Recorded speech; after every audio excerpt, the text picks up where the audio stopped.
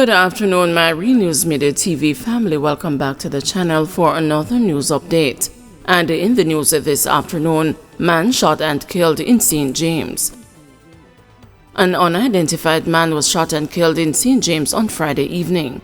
The man, who is said to have been a resident of Salt Spring in the parish, was reportedly attacked while sitting on a motorbike in front of a gas station in Iron Shore. The St. James police are investigating. Portmore photographer charged for shooting 2 men. After being on the run for almost 3 years, 45-year-old Waterford Portmore St. Catherine photographer Darian Clark has been charged in connection with a 2021 gun attack in the municipality that left 2 men injured. Clark turned himself into the police with his attorney on Wednesday. He was subsequently officially charged with 2 counts of wounding with intent, shooting with intent, illegal possession of firearm, and illegal possession of ammunition after a question and answer session. A court date is being finalized. The shooting happened on the night of June 21, 2021. The police report that about 10 o'clock, 3 men were walking along Biscayne Road in Portmore on their way from a party when they saw Clark. The complainants believed that Clark was acting in a suspicious manner after he hid in bushes. According to the police, fearing for their lives, the men decided to observe what was happening before attempting to pass. When they approached the area, the accused reportedly brandished a handgun and opened fire, hitting 2 of 3 men. A report was subsequently made to the police. They say Clark had eluded capture since then. On Wednesday, April 24, Clark surrendered to the police and was subsequently charged. Trelawney Fire Department concerned about bushfires. The fire department in Trelawney is concerned about the escalating number of bushfires across the parish. We started with 8 in January, and to date we are at 90, Superintendent Roland Walters told the news. To respond to these fires put a strain on the officers. To put out a fire can take up to 3 hours. In one case recently, by the time the team reached back to the station, they had to respond to another, Walters said. He said the concern is amplified because of the dry summer months. There are usually more bushfires during summer, noted Walters. All these fires come at a cost. The total cost of property is estimated to be millions of dollars. Farmers had their crops destroyed, 1 car was destroyed, and the Hampden Sugar Factory narrowly escaped going up in flames when a bushfire blazed close to the distillery, stated Walters. Walters is appealing to residents to cease the burning of garbage and the farmers from burning land while preparing to plant crops. These activities are a source for the escalation of bushfires, said Walters. Vendor freed of gun and robbery charges. A 43-year-old vendor from Washington Boulevard, St. Andrew, was on Thursday freed in the Supreme Court of all charges stemming from a robbery at a gunpoint, which took place outside a bar on December 30 last year. It was alleged that the vendor held up a taxi operator with a gun outside a bar along the Boulevard main road and robbed him of an undisclosed sum of money while he was about to drive off.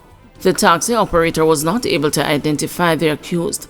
However, a policeman, who at the time was in the taxi but who made no effort to foil the robbery for fear of his life 4 days later, while on police patrol, identified the vendor as the man who committed the robbery. The vendor was arrested and charged, but denied being involved in any crime. In giving evidence, however, the policeman was challenged as to his credibility by King's Counsel Peter Champagny, lawyer for the vendor. During cross-examination, Champagny pointed to several inconsistencies between the policeman's testimony and the statement he had written in relation to the incident. The vendor gave evidence and called a witness who testified about his good character. In freeing the accused, the trial judge noted that the policeman's testimony did not rise to the level of making the court feel sure of the guilt of the vendor. The vendor had been in custody since January 4, 2024. 19-year-old woman gone missing in St. Andrew. 19-year-old Kenna Hines of Corville Gardens, St. Andrew, has been missing since Wednesday, April 24. She is of dark complexion, slim build, and about 157 centimeters or 5 feet 2 inches tall. Reports from the Duhaney Park police are that Hines was last seen about 11 a.m. She was then dressed in an orange blouse, jeans, and a pair of black slippers. All efforts to locate her since then have been unsuccessful. Anyone knowing the whereabouts of Kana Hines is asked to contact the Duhaney Park Police at 876-933-4280, the police 119 emergency number, or the nearest police station. Junior PNP spokesman condemns the shooting of students in Westmoreland. Opposition junior spokesperson on Citizen Security Giovanni Byfield is condemning Thursday's shooting in Green Hill, Westmoreland, in which 2 high school students were shot, one fatally.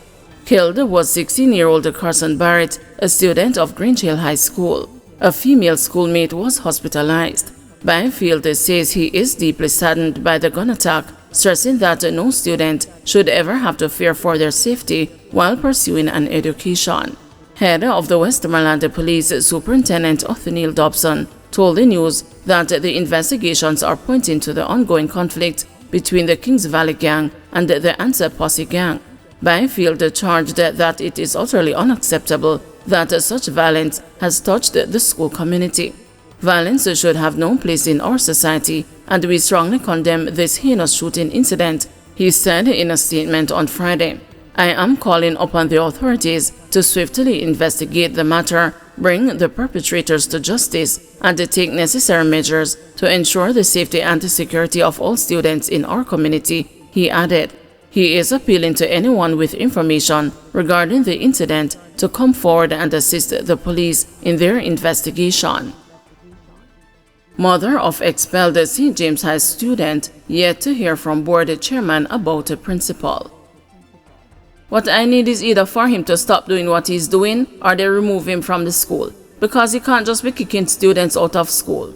That was the militant stance of Alicia R., the mother of one of 2 teenage girls who were reportedly expelled from St. James High School in January this year after being seen in a 2-second WhatsApp video kissing each other. Her comment was in reference to St. James High's principal, Joseph Williams, who she and the other teens' relatives had previously accused of being heavy-handed in dismissing them from the institution on January 16. The issue was first brought to light in the news last weekend, months after the alleged incident. Speaking with the news on Friday, Alicia R., whose 16-year-old daughter has since been enrolled at a private school, said she has yet to hear from St. James High's board chairman, Christopher McCurdy, regarding the outcome of the board meeting, which was held on Thursday to discuss the matter.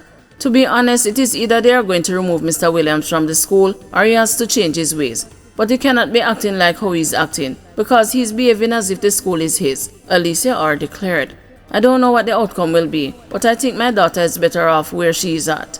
Anyway, take it, she has to repeat grade 10. And with all that is happening now, I don't think that school is the best environment for her. She loves St. James High. So with her being kicked out, it normally makes her sad. And that is the truth. But she is happy that she's in a school now, the mother added. She was speaking hours after McCurdy provided a brief update to the news as to the outcome of Thursday's meeting, which is said to have taken place online. We had a meeting, as was disclosed to the press, a meeting to refer the matter to the Personnel Committee, and that was done yesterday, Thursday. If a matter is referred to the Personnel Committee, it is referred to the Personnel Committee for an investigation, and it is after an investigation and reported to the full board that a decision can be taken. It should be in a matter of days, said McCurdy.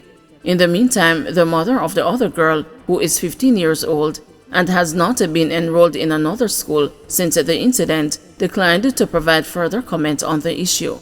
It is also understood that efforts have been made by the advocacy group Jamaicans for Justice to contact the families of both girls. JFJ has been vocal in its criticism of St. James High's management and the Ministry of Education for what has been described as a sluggish response to the parents' appeals for help in rectifying the matter. St. James High School began in 1961 as Montego Bay Senior School under the leadership of its first principal, Bingham Parkin. It became Montego Bay Junior Secondary School in 1966 and introduced its shift system in 1973. The institution became a comprehensive high school in 1998, and 2 years later, it received high school status and was accordingly renamed St. James High School. Williams was appointed as the school's principal in 2004.